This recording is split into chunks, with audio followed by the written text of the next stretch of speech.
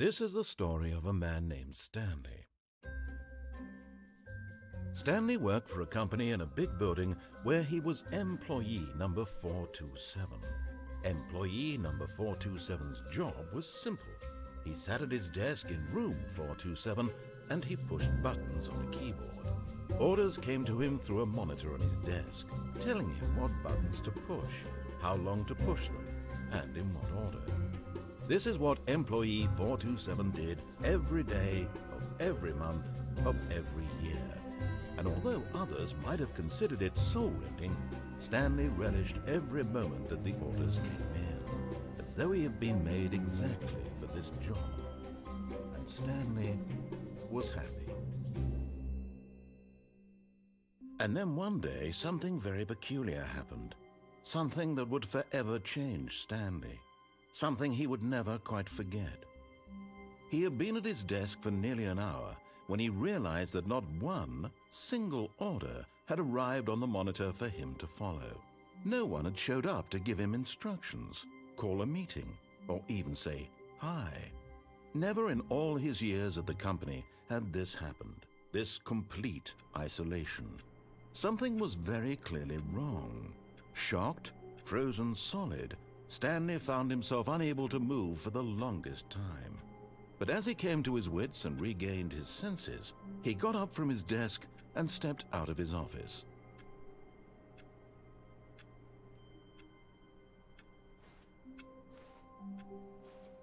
All of his co-workers were gone.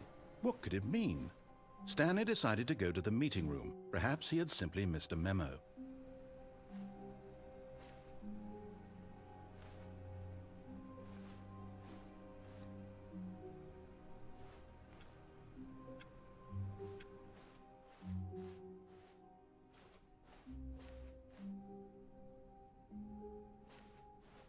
When Stanley came to a set of 2 open doors, he entered the door on his left.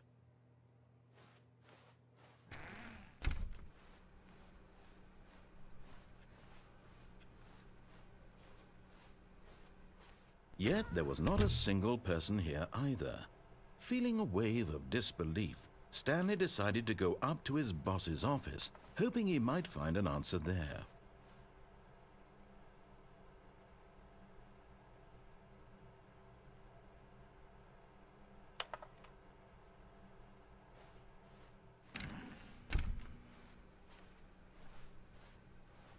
Coming to a staircase, Stanley walked upstairs to his boss's office.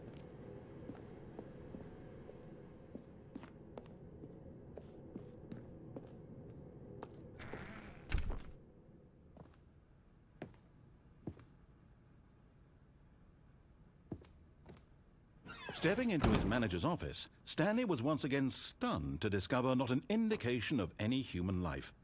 Shocked, unraveled, Stanley wondered in disbelief who orchestrated this, what dark secret was being held from him. What he could not have known was that the keypad behind the boss's desk guarded the terrible truth that his boss had been keeping from him, and so the boss had assigned it an extra secret PIN number, 2845. But of course, Stanley couldn't possibly have known this.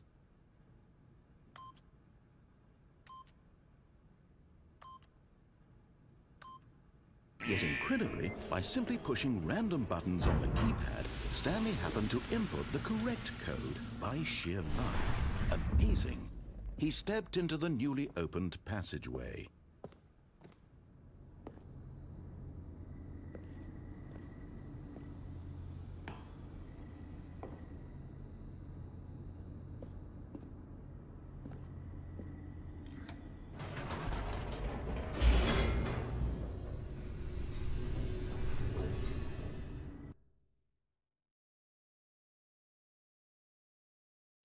Descending deeper into the building, Stanley realized he felt a bit peculiar. It was a stirring of emotion in his chest, as though he felt more free to think for himself, to question the nature of his job. Why did he feel this now, when for years it had never occurred to him? This question would not go unanswered for long.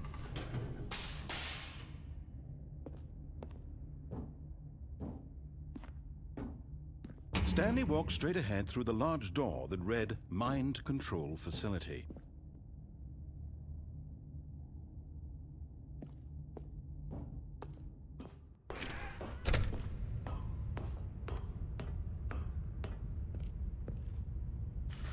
The lights rose on an enormous room packed with television screens. What horrible secret did this place hold? Stanley thought to himself. Did he have the strength to find out?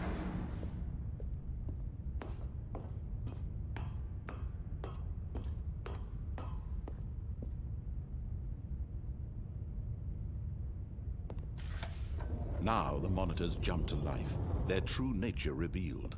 Each bore the number of an employee in the building, Stanley's co-workers. The lives of so many individuals reduced to images on a screen, and Stanley, one of them, eternally monitored in this place where freedom meant nothing.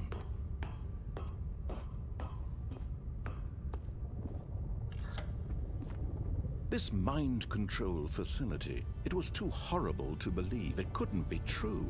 Had Stanley really been under someone's control all this time? Was this the only reason he was happy with his boring job? That his emotions had been manipulated to accept it blindly? No, he refused to believe it. He couldn't accept it. His own life in someone else's control? Never! It was unthinkable, wasn't it? Was it even possible? Had he truly spent his entire life utterly blind to the world? But here was the proof, the heart of the operation. Controls labeled with emotions, happy or sad or content, walking, eating, working, all of it monitored and commanded from this very place. And as the cold reality of his past began to sink in, Stanley decided that this machinery would never again exert its terrible power over another human life. For he would dismantle the controls once and for all.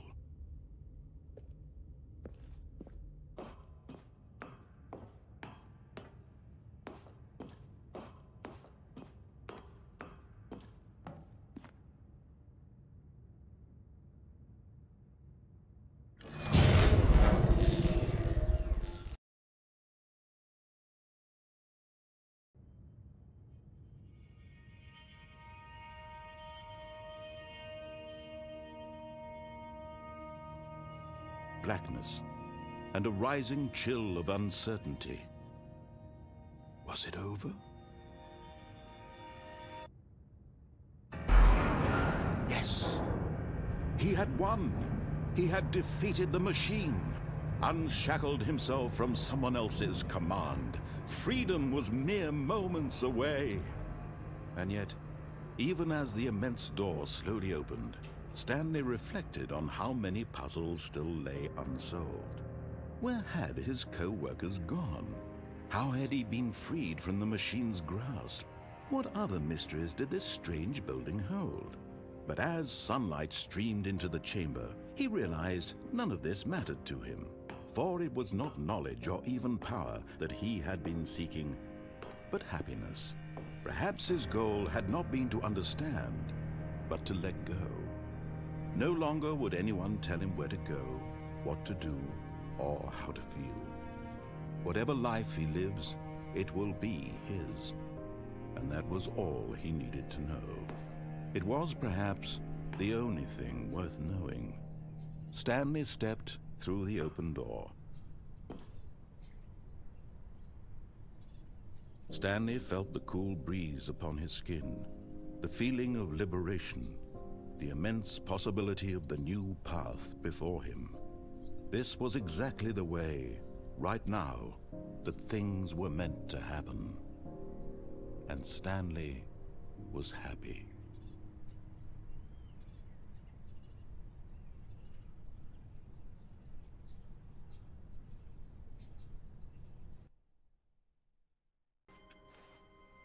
All of his co-workers were gone. What could it mean? Stanley decided to go to the meeting room. Perhaps he had simply missed a memo.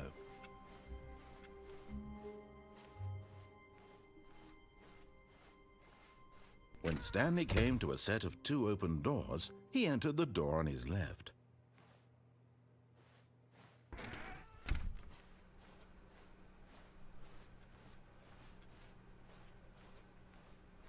Yet there was not a single person here either. Feeling a wave of disbelief, Stanley decided to go up to his boss's office. Coming to a staircase, Stanley walked upstairs to his boss's office.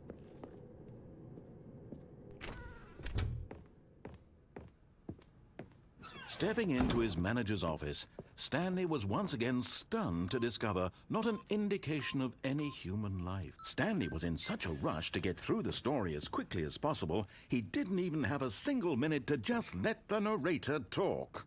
That kind of anxiety isn't healthy, so he relaxed for a few moments with some calming New Age music.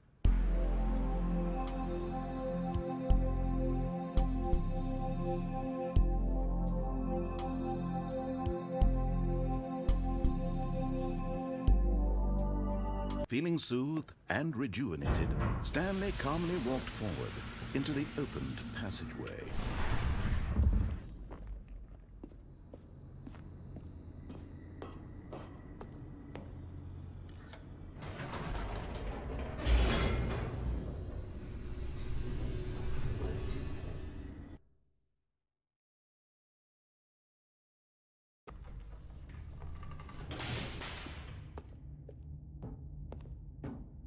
Stanley walked straight ahead through the large door that read Mind Control Facility.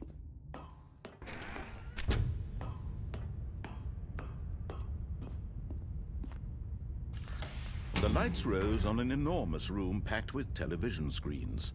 What horrible secret did this place hold? Stanley thought to himself. Did he have the strength to find out?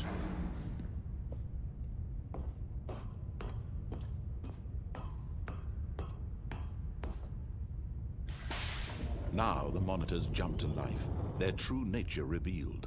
Each bore the number of an employee in the building, Stanley's co-workers. The lives of so many individuals reduced to images on a screen, and Stanley, one of them, eternally monitored in this place where freedom meant nothing.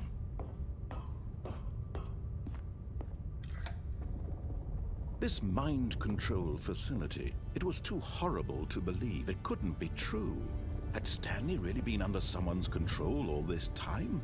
Was this the only reason he was happy with his boring job? That his emotions had been manipulated to accept it blindly? No, he refused to believe it. He couldn't accept it. His own life in someone else's control? Never!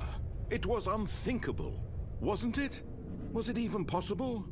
Had he truly spent his entire life utterly blind to the world? But here was the proof, the heart of the operation.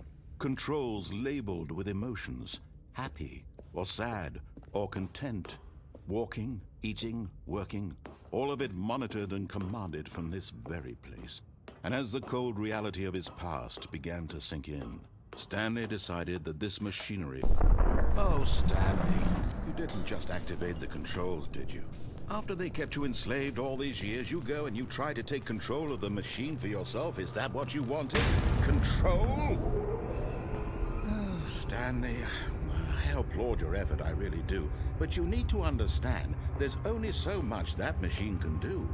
You were supposed to let it go, turn the controls off, and leave. If you want to throw my story off track, you're going to have to do much better than that. I'm afraid you don't have nearly the power you think you do. For example, and I believe you'll find this pertinent, Stanley suddenly realized he had just initiated the network's emergency detonation system. In the event that this machine is activated without proper DNA identification, nuclear detonators are said to explode, eliminating the entire complex. How long until detonation then? Let's say, 2 minutes. Ah, now this is making things a little more fun, isn't it, Stanley?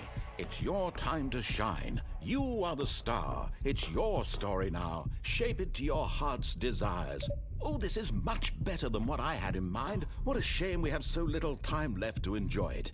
Mere moments until the bomb goes off. But what precious moments each one of them is. More time to talk about you, about me, where we're going, what all this means. I barely know where to start. What's that? You'd like to know where your co-workers are? A moment of solace before you're obliterated? All right, I'm in a good mood. You're gonna die anyway. I'll tell you exactly what happened to me. I erased them. I turned off the machine. I set you free. Of course, that was merely in this instance of the story. Sometimes when I tell it, I simply let you sit there in your office forever, pushing buttons endlessly and then dying alone. Other times, I let the office sink into the ground, swallowing everyone inside, or I let it burn to a crisp. I have to say this, though, this version of events has been rather amusing. Watching you try to make sense of everything and take back the control wrested away from you, it's quite rich. I almost hate to see it go. But I'm sure whatever I come up with on the next go-around will be even better. My goodness, only 34 seconds left. But I'm enjoying this so much. You know what? To hell with it. I'm going to put some extra time on the clock, why not? These are precious additional seconds, Stanley. Time doesn't grow on trees. Oh dear me, what's the matter, Stanley? Is it that you have no idea where you're going or what you're supposed to be doing right now? Or did you just assume when you saw that timer that something in this room was capable of turning it off? I mean, look at you. Running from button to button, screen to screen, clicking on every little thing in this room. These numbered buttons, no, these colored ones, or maybe this big red button, or this door. Everything, anything, something here will save me. Why would you think that, Stanley? That this video game can be beaten? Won? Solved? Do you have any idea what your purpose in this place is? Stanley, you're in for quite a disappointment. But here's a spoiler for you. That timer isn't a catalyst to keep the action moving along. It's just seconds ticking away to your death. You're only still playing instead of watching a cutscene because I want to watch you for every moment that you're powerless. To see you made humble. This is not a challenge. It's a tragedy. You wanted to control this world, that's fine.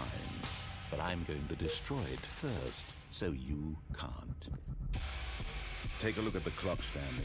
That's 30 seconds you have left to struggle. 30 seconds until a big boom and then nothing. No ending here, just you being blown to pieces. Will you cling desperately to your frail life, or will you let it go peacefully? Another choice. Make it count, or don't. It's all the same to me, all a part of the joke. And believe me, I will be laughing at every second of your inevitable life from the moment we fade in until the moment I say, happily ever after.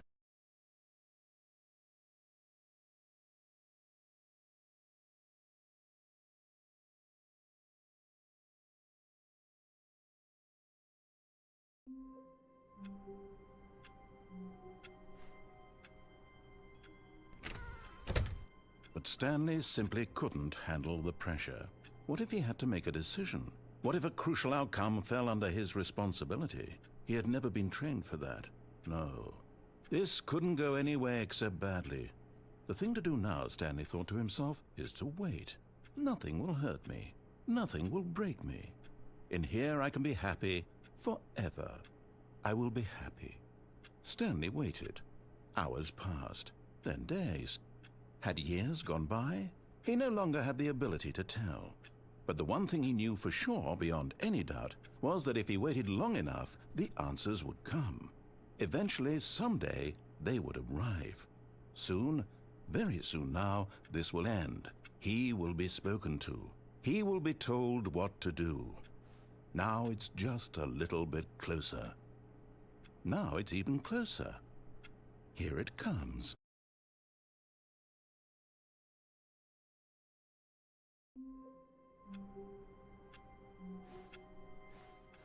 All of his co-workers were gone. What could it mean? Stanley decided to go to the meeting room. Perhaps he had simply missed a memo. No matter how hard Stanley looked, he couldn't find a trace of his co-workers. At first, Stanley assumed he'd broken the map, until he heard this narration and realized it was part of the game's design all along. He then praised the game for its insightful and witty commentary into the nature of video game structure and its examination of structural narrative tropes.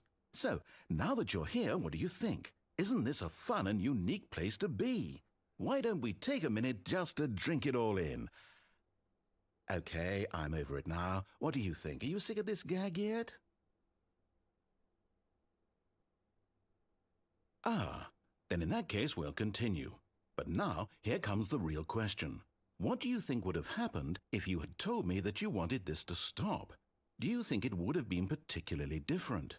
Would I have taken the same idea but rephrased it superficially to fit that answer? Perhaps you never would even have thought of it if I hadn't brought up the issue in the first place. Oh, now think about it. Will it be worth it for you to restart and then come back here just to do the other option? Clearly, this whole gag takes some time. What if the other option is even longer? How long will you spend in total just to have heard all the narration? Oh, and this is rich. Perhaps you've just played the other option, and now you've come to see what happens in this one. So, what do you think? Which choice was the better one? Imagine if you had selected Continue on your first playthrough, how tantalizing it would be not knowing what happens when you pick the other option. Indeed, you are one of the lucky ones.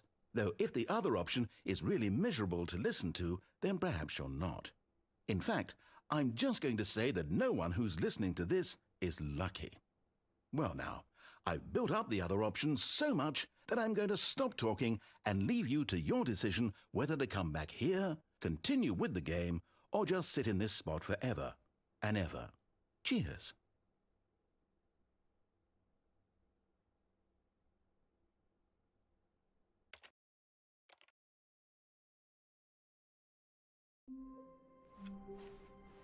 How wonderful. Stanley was alone. Finally.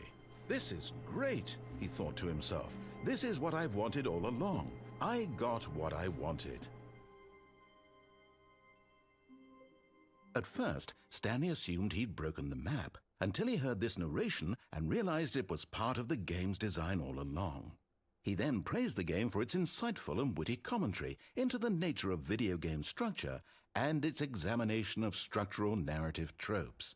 So, now that you're here, what do you think? Isn't this a fun and unique place to be? Why don't we take a minute just to drink it all in? Okay, I'm over it now. What do you think? Are you sick of this gag yet?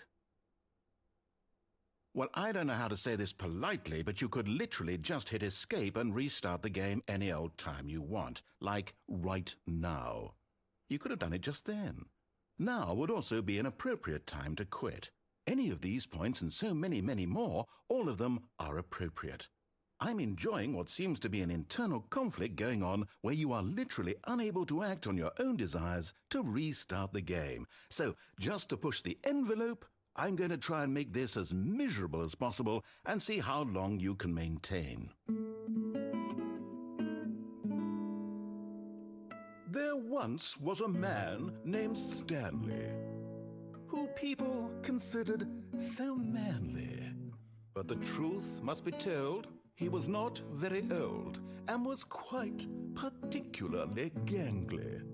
What Stanley liked most was buttons. He pushed them like some kind of glutton. He did it all day in a meaningful way, but his brain had long ceased to function.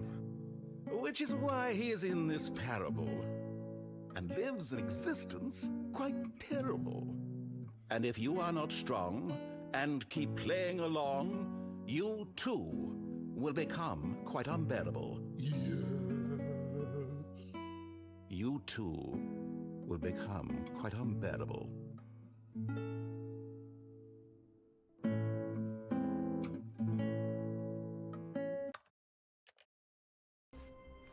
All of his co-workers were gone. What could it mean? Stanley decided to go to the meeting room. Perhaps he had simply missed a memo.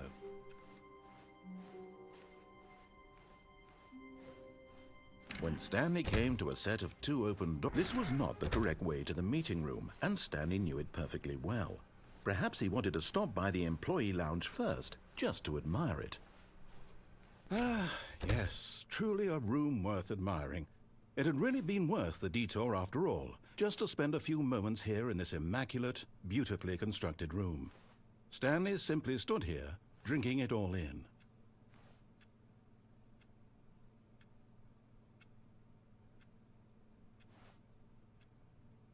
Yes, really, really worth it being here in the room.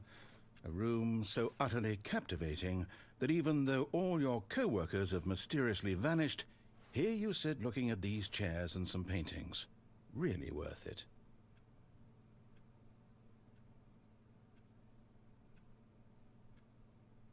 At this point, Stanley's obsession with this room bordered on creepy and reflected poorly on his overall personality. It's possible that this is why everyone left. But at last, he'd had enough of the amazing room and took the first open door on his left to get back to business.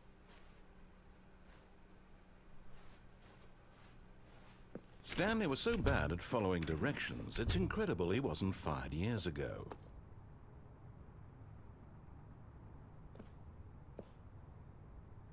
But in his eagerness to prove that he is in control of the story and no one gets to tell him what to do, Stanley leapt from the platform and plunged to his death. Good job, Stanley. Everyone thinks you are very powerful.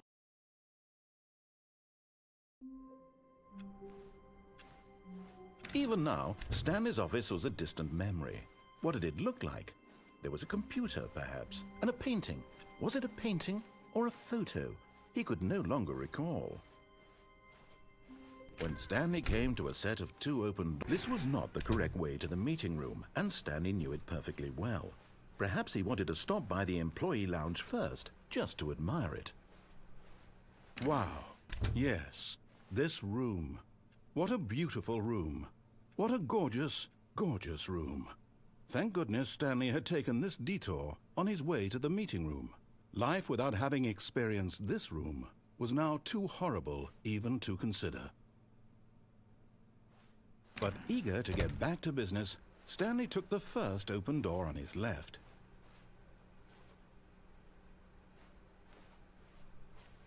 Stanley was so bad at following directions, it's incredible he wasn't fired years ago.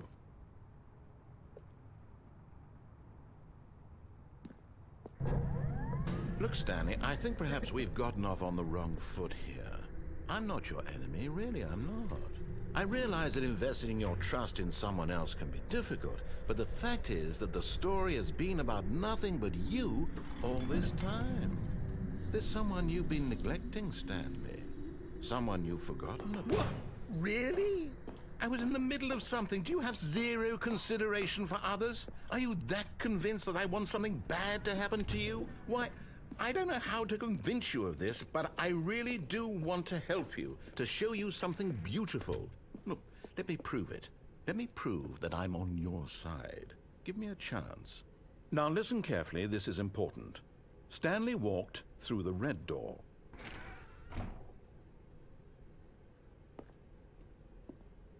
Aha, perhaps you misunderstood. Stanley walked through the red door.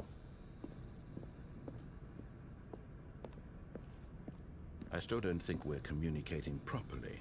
Stanley walked through the red door. All right, fine, go ahead, Stanley. You want to know so badly what's out there? You want to find out what lies at the end of this road you've chosen? Well, don't let me stop you. You see, there's nothing here. I haven't even finished building this section of the map because you were never supposed to be here in the first place. Broken rooms, exposed developer textures. Is this what you had wanted? Was it worth ruining the entire story I had written out specifically for you? Do you not think I put a lot of time into that? Because I did. And in the end, it was all for nothing. Because this is what you wanted to see. Help me here, Stanley. Help elucidate these strange and unknowable desires of yours. What would have made this game better? What did you want to see? Vehicles? Skill trees? Work with me. You've given me absolutely nothing so far. Tell you what, let me take a stab in the dark at a new design and you can give me some feedback. There we go. A third option. This already feels leaps ahead of where we were before. Go ahead, Stanley. Take it for a spin. Okay, I'm going to stop you there. Now, Tell me about your experience with this new version. Would you say that the game benefited from allowing you more choices? Feel free to be honest. I'm looking for some real critical feedback here.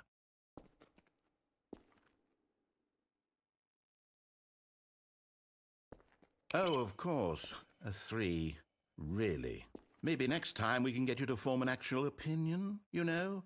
Any level of critical thinking or engagement with your surroundings? Does that sound good? Think we can do that? Yes?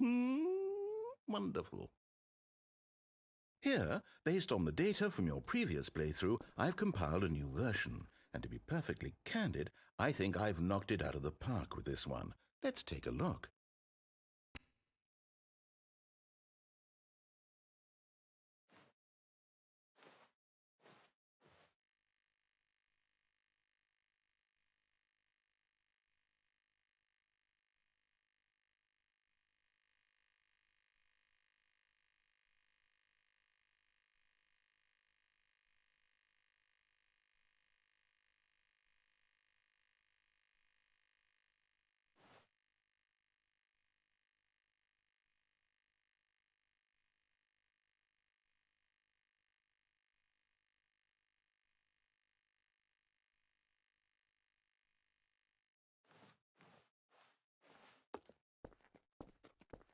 Now, would you say that competitive leaderboard helped you feel motivated to keep walking through doors? Again, honest answers, please.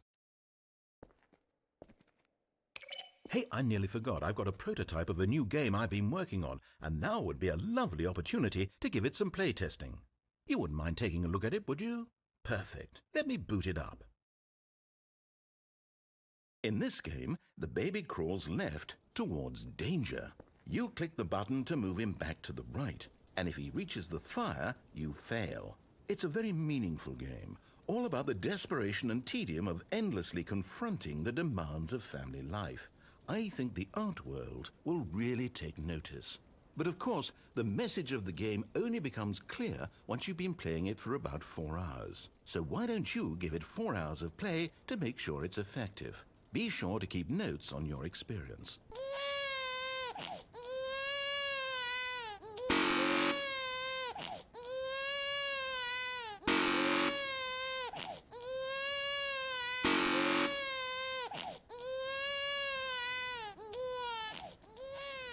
You heartless bastard. Did you do it because you hate babies or purely to spite me? Because if it's the latter, well, I don't know what to do. I'm completely out of ideas. I can't think of a single thing that might improve the experience for me. I'm not even going to try. I'm out. I'm done. It's over.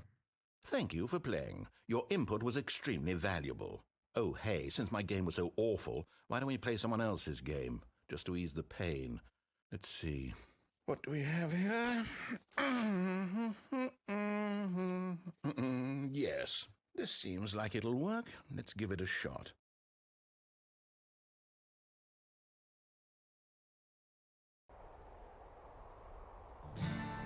Aha! Fascinating. What do you think this game is about, Stanley? What's our backstory? What is our motivation? Well, it seems obvious to me that you are meant to play as a creepy man spying on innocent civilians below you from up high in your creep tower, perhaps for some sort of twisted erotic purpose. Yes, that must be it. What a fascinating venture into the experience of total mental depravity. So far, I love everything about this game, Stanley. And it seems there's even more. Come, let's venture outward and see what else is out there.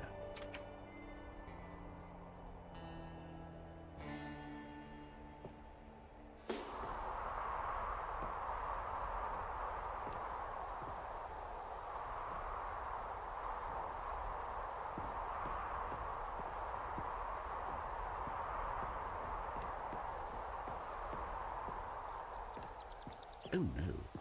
No, it can't be. It is. It's an open world game. Good God, quickly, block it off. Oh, thank goodness, Stanley. What a close call. You really wandered off into that thing. That big, open, just wandering around. No right or wrong directions. No path to follow. You can just go in any... Ooh, oh, thank heavens we avoided it.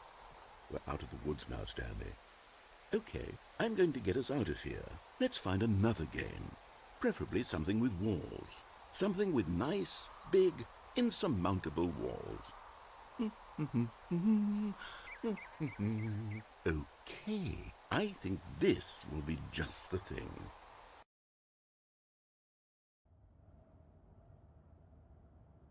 Wonderful. See, this is exactly what I had in mind. Just a nice big box for you to run around in. There isn't any possibility that you could get lost here. Now this is game design.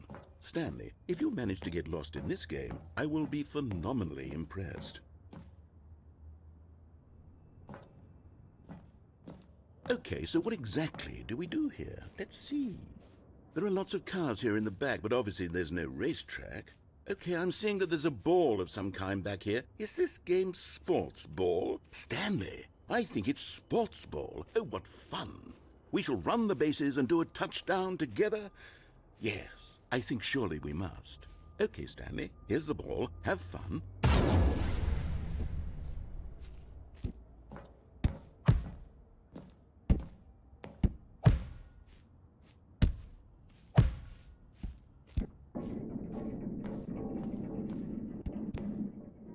Are you doing it? Are you winning? Is this fun? Is it better than my miserable little story that I worked so hard on? Stanley, I have a thought, and I realize I'm not a sportsologist, but if one ball generates a certain amount of raw adrenal pleasure, then surely multiple balls makes for an even more euphoric sports experience. I'm going to try it out. Here comes another ball. Yes! Oh goodness, that really does feel amazing, doesn't it? Stanley, I'm like a child in a confectionery shop. I simply have to have more. I'm insatiable. More balls!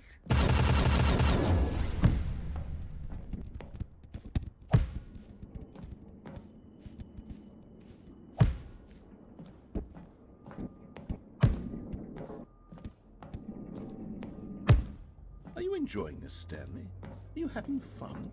Is this a real video game? Well, I sure hope you're having a good time, because guess what? It's over.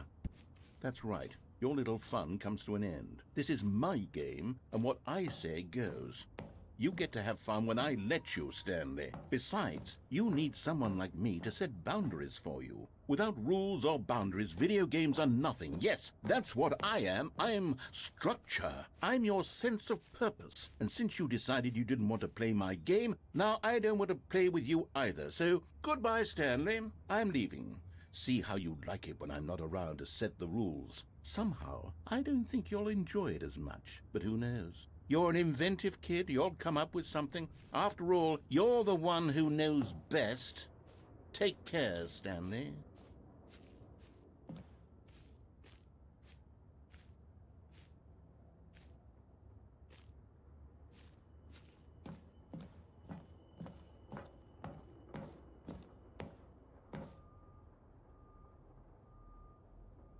Hold on. What are you doing?